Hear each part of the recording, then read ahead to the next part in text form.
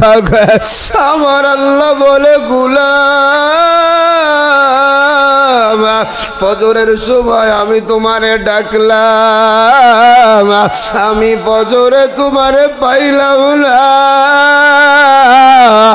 আমি আল্লাহ তোমারে জোহরে ডাকলাম, আমি আল্লাহ তোমারে জোহরেও পাইলাম না, আমি আল্লাহ তোমারে আসরে ডাকলাম, আমি আল্লাহ তোমারে আসরেও পাইলাম না, আমি আল্লাহ তোমারে মাগরিবে ডাকলাম,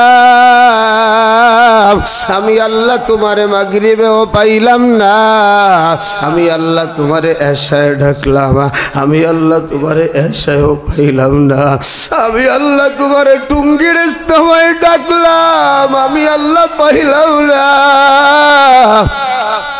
আমি আল্লাহ তোমারে চরমোনার ময়দানে ডাকলাম, আমি আল্লাহ পাইলাম না, আমি আল্লাহ তোমারে উজানির ময়দানে ডাকলাম, কই কই তুমি নাই, আমি আল্লাহ গভীর রজনীতে না ঘুমায় এরে বান্দা তোরে ডাকি তুই কই, আমি আল্লাহর জন্য কি তোর মায়া লাগে না, আমি আল্লাহর কবরের চিন্তা কি তোর হয় না, আমি আল্লাহর মরণের ভয় কি তোর কপালে নাই, তোর অন্তরে নাই। নবী আমার জানায় দেয় বেনামাজির যখন মরণ হয় বড় অপদস্থ অবস্থায় মরণ হয়,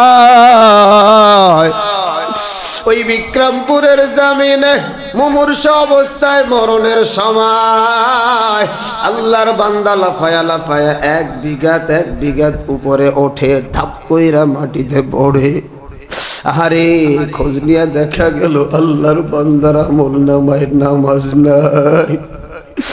আরে আমার কথা না রে বাজান, পয়গম্বরের কথা, বেনামাজির যখন মরণ হবে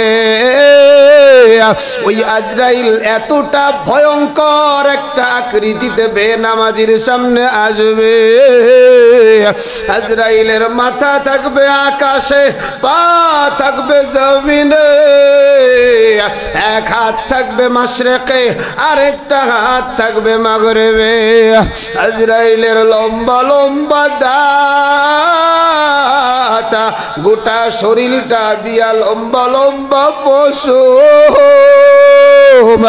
ওই পশমের গুড়া দিয়া আবার আগুনের ঝিলকি বাহির হইবে, নীল দরিয়ার মতো বড় বড় আগুনওয়ালা চক্ষু, আজরাইলটা যখন বেনামাজির সামনে দাঁড়ায়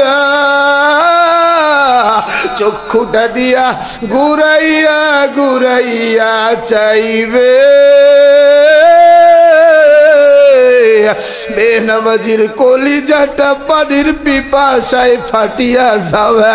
নবী বলেন গোটা দুনিয়ার পানি দিলেও তার পিপাসা নিবারণ হবে না। বেনামাজির আত্মাটা শরীরের 360 মাকামের ভিতরে দৌড়ায়, আজরাইল জাহান্নামের আগুনের মুকুর দিয়া পিটায়া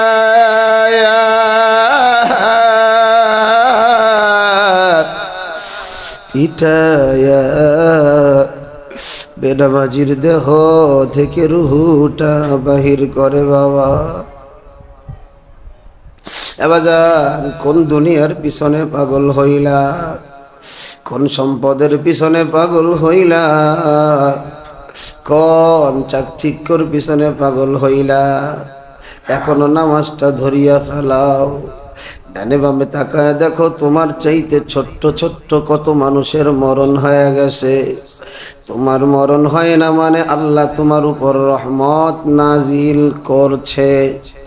এই জন্য বাজান 1 নাম্বার পুরস্কারের আলোচনা তো করেছিলাম যে নামাজ যারা 5 ওয়াক্ত পড়বে দুনিয়ায় রিজিকের ব্যবস্থা আল্লাহ করিয়া দিবে।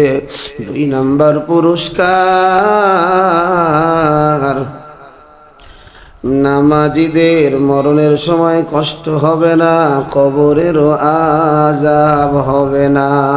আল্লাহ তুমি কবুল করো পড়ি আমিন। 3 শ্রেণীর মানুষের নামাজ কবুল হয় না রে বাজার। 1 নাম্বার, ভাই ভাইয়ের মধ্যে দ্বন্দ্ব, এদের নামাজ কোনোদিন কবুল হবে না। আছে না নাই?